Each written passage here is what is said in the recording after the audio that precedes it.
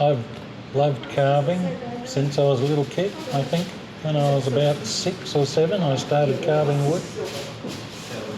When I was at the primary school I would carve little boats and sail them on the rain puddles in the yard.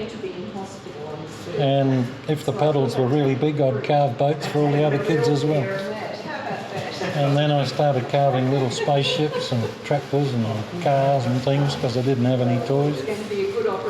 And went on from there. So when I was 11 I carved a little stick figure of a man, which I still have, and that's the earliest one I've got.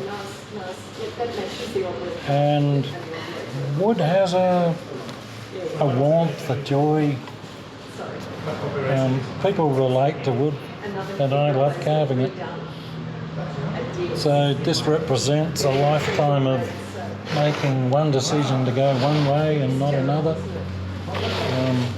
It represents about a month of carving time to get this piece completed, and then 5 days of working till midnight and getting up at 5 a.m. to get the mould completed so that I could cast one in bronze before it got to the exhibition. Decided I wanted to carve a swan, so I got one piece of red cedar about,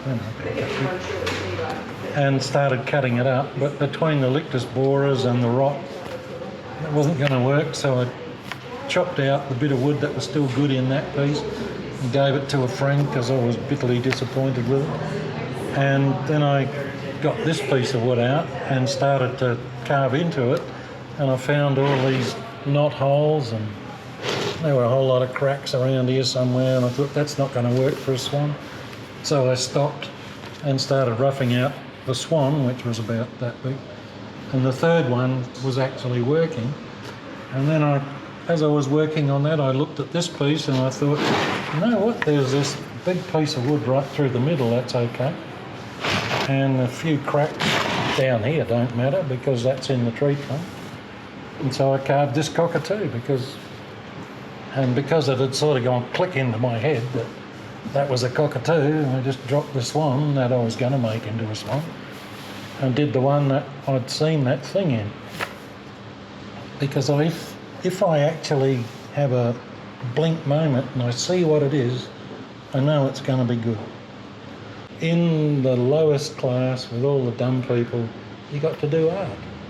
And my whole life just turned around from going, woohoo, away I went.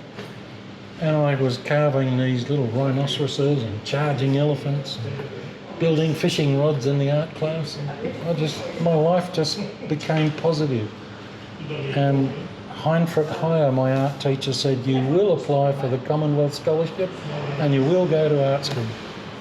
So I did that, and after 4 years at art school, we were married by then.